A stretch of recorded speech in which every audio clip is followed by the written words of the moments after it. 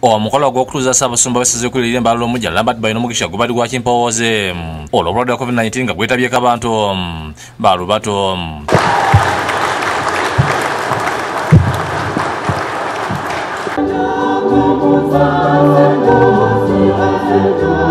Ekitali kya bulijjo mu kutuuza abakulu nga bano ekitambiro kya minisitiri kikulembedwamu yennyini n'omubaka wa Papa mu Uganda Ssaabasumba Luigi Bianco.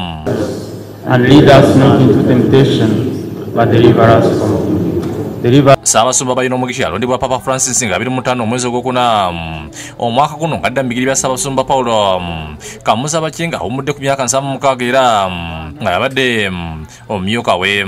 Okulondebwa kwakasiddwa Ssaabasumba Bianco n'amuyozayiza obuvunaanyizibwa obumukwasiddwa.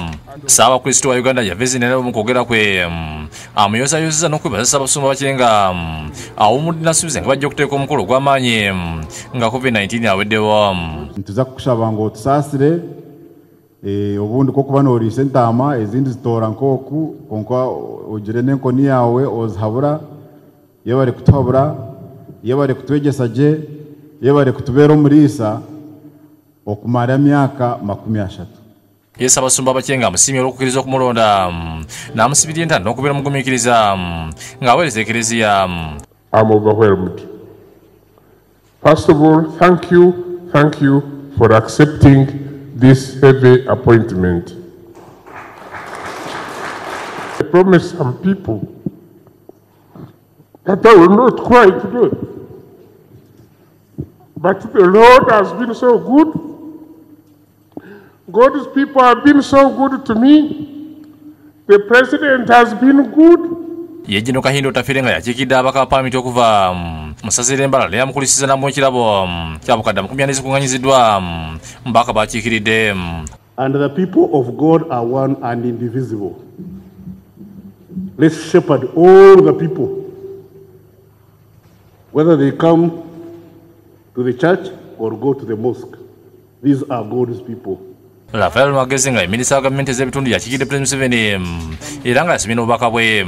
It is doing its best with our scientists to look for a vaccine. But in the meantime, there are two measures, and one is avoiding the virus.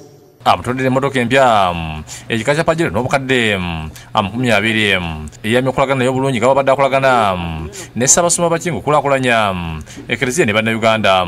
Ye Ssaabasumba Lambert yakuudi abantu bonna okumuyamba okukulaakulanya ekereziya.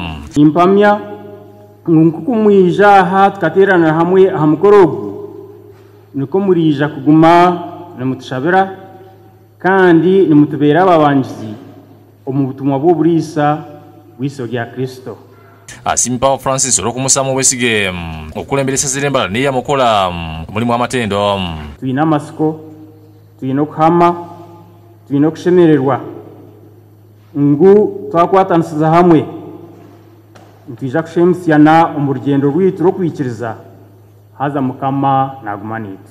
Ssaabasumba Lambert yazalibwa nga 12 omwezi ogw'omusanvu 1991 mu disitulikiti y'Essingiro nga yafuuka Father mu 1991 era ng'aweerezaako mu bifo eby'amaanyi mu kereziya era nga yezaako ne Musazire Hoima omusumba Ddo Yabazayire bwe yali omulwadde.